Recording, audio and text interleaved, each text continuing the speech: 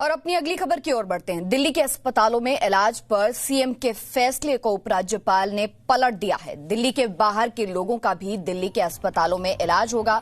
उपराज्यपाल के आदेश पर सीएम अरविंद केजरीवाल का ट्वीट आया है। उपराज्यपाल का आदेश दिल्ली के लोगों के लिए बड़ी समस्या, केजरीवाल ने ऐसी बात बोली है। और उपराज्यपाल के आदेश ने दिल्ली के लोगों के लिए चुनौती खड़ी की है। अरविंद केजरीवाल ने ऐसा बोला है। आपको ये बता देते हैं कि वो दो कौन से फैसले हैं जिनको उपराज्यपाल ने पलटा है और बदला है। पहला फैसला तो ये जिसमें कहा गया था कि दिल्ली के अस्पतालों में, दिल्ली सरकार के अस्पतालों में सिर्फ दिल्ली के लोगों का ही इलाज होगा।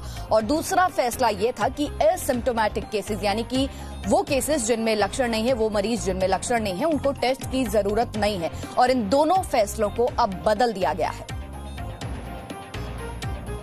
भारतीय जनता पार्टी ने एलजी के ऊपर दबाव डाल के जबरन उनसे ये आदेश पारित कराया है कि दिल्ली सरकार के केंद्र कैबिनेट के तहत जो फैसला लिया गया उसको नहीं माना जाएगा, बल्कि दिल्ली के लोगों को दिल्ली के अस्पतालों में इलाज करने में प्रायोरिटी नहीं दी जाएगी, उनको नहीं रखा जाएगा, बल्कि कहीं से भी कोई आके आ सकता है। मैं भारतीय जनता पार्टी से ये पूछना चाहता हूं कि आप देश में कोरोना के इलाज की राजनीति कर रहे हो, कोरोना के इलाज के काम के लिए काम कर रहे हो, या कोरोना के नाम पे राजनीति कर रहे हो, राज्य सरकारों की योजनाओं को फेल करने की राजनीति कर रहे हो?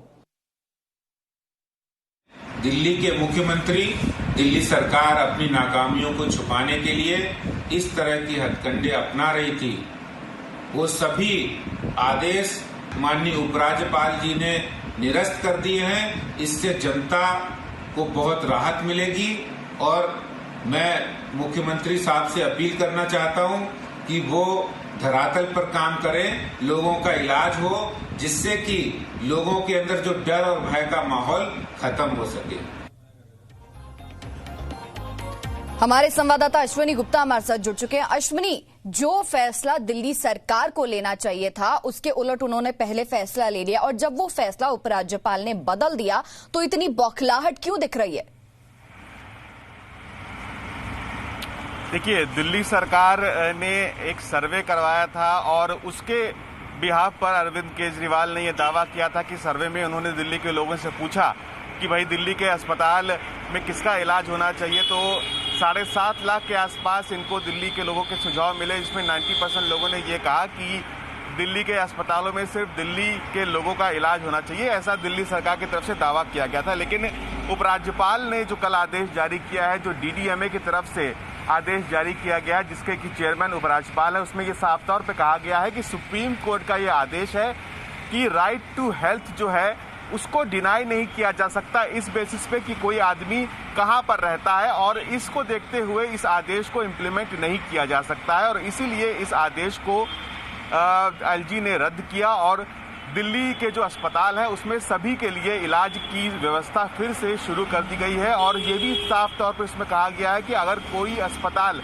किसी भी मरीज को सिर्फ इस बिहाफ पर मना करता है कि वो दिल्ली के लोगों का इलाज नहीं कर सकता या दिल्ली का नहीं रहने वाला है, तो उस अस्पताल के खिलाफ कड़ी कार्रवाई की जाएगी। तो ये एक बड़ा स्टेप है, क्योंकि दिल्ली में जो लोग हैं वो देश भर से आते हैं और देश भर के लोगों से, खासकर दिल्ली के आसपास के जो राज्य है वहां से बड़ी संख्या में लोग दिल्ली में इलाज कराने के लिए आते हैं। और ऐसे में अगर दिल्ली के अस्पतालों में सिर्फ दिल्ली के लोगों का इलाज होगा या फिर आई कार्ड देकर के इलाज होगा, तो बहुत बड़ी समस्या आसपास जो लोग हैं उनके लिए पैदा हो सकती थी। दूसरी बात, दिल्ली के जो उपराज्यपाल ने उन्होंने एक और आदेश जो है वो रद्द किया है। इसमें यह कहा गया था कि जो एसिम्प्टोमेटिक मरीज है, ये दिल्ली सरकार की तरफ से गाइडलाइन जारी की गई थी कि जो एसिम्प्टोमेटिक मरीज है उनका टेस्ट नहीं किया जाएगा, लेकिन जो आईसीएमआर की गाइडलाइंस है उसके मुताबिक एसिम्प्टोमेटिक मरीजों का भी टेस्ट होना चाहिए और 5 दिन और 10 दिन पर इनका टेस्ट किया जा सकता है, क्योंकि बड़ी संख्या में जो कोरोना के मरीज निकल करके आ रहे हैं वो एसिम्प्टोमेटिक है।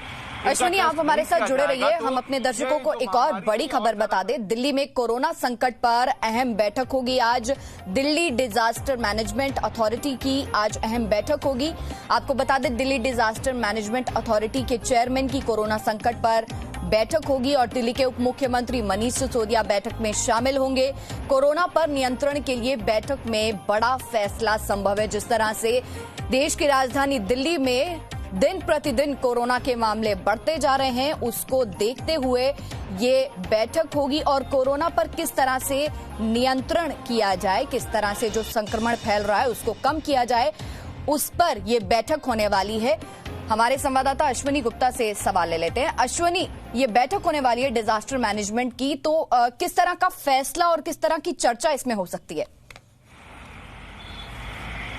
देखिए, ये बहुत ही अहम बैठक है। दिल्ली डिजास्टर DDMA जो है उसकी ये बैठक है और इसमें ये तय होगा कि दिल्ली में जो कोरोना है, जो कोविड-19 है, क्या वो दिल्ली में स्टेज 3 यानी कि कम्युनिटी स्प्रेड की स्टेज में तो नहीं पहुंच गया है, क्योंकि कम्युनिटी स्प्रेड की जो स्टेज होती है उसमें ये होती है कि अगर आपको कोरोना हो रहा है तो आपको ये नहीं पता होता है कि आप में कहाँ से हो रहा है और उसमें ये माना जाता है कि कोरोना के जो फैलने का तरीका है वो बहुत ज़्यादा बढ़ चुका है। और अगर इसमें तमाम एक्सपर्ट्स बुलाए गए हैं, इसमें उपराज्यपाल दिल्ली के वो DDMA के चेयरमैन हैं, वो इसमें मौजूद रहेंगे। दिल्ली के जो मुख्यमंत्री होते हैं वो इसके वाइस चेयरमैन होते हैं, लेकिन उप मुख्यमंत्री जो है वो अस्वस्थ हैं, इस वजह से मनीष सिसोदिया इसमें हिस्सा लेंगे। इसके अलावा दिल्ली के पुलिस कमिश्नर भी रहेंगे, चीफ सेक्रेटरी रहेंगे और तमाम जो एक्सपर्ट्स हैं उनको इस मीटिंग में बुलाया गया है। इस मीटिंग में ये तय होगा कि क्या दिल्ली में जो कोरोना है वो कम्युनिटी स्प्रेड की स्टेज में पहुंच गया है, और अगर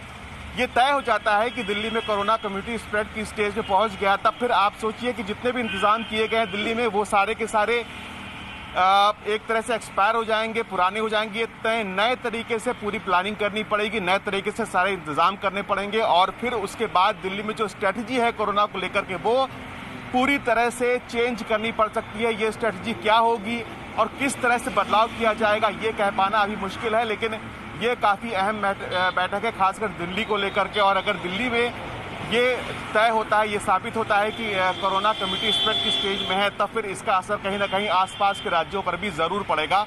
तो इसीलिए इस बैठक पर निगाहें सबकी हैं कि क्या इस बैठक में तय होता है और क्या इसमें चर्चा होती है। अश्विनी, एक सवाल बेहद महत्वपूर्ण ये भी कि जिस तरह से उपराज्यपाल ने फैसला बदल दिया, अब दिल्ली के जो अस्पताल है वहां पर सबका इलाज हो सकता है, उसके बाद जो DDMA की बैठक होगी और जैसा आपने बताया कि अगर फैसला होता है तो जो पिछले सारी गाइडलाइंस हैं, रूल्स है, वो एक्सपायर हो जाएंगे। तो कहीं ना कहीं दिल्ली सरकार के लिए आने वाले दिनों में कई बड़ी चुनौतियां सामने आने वाली हैं।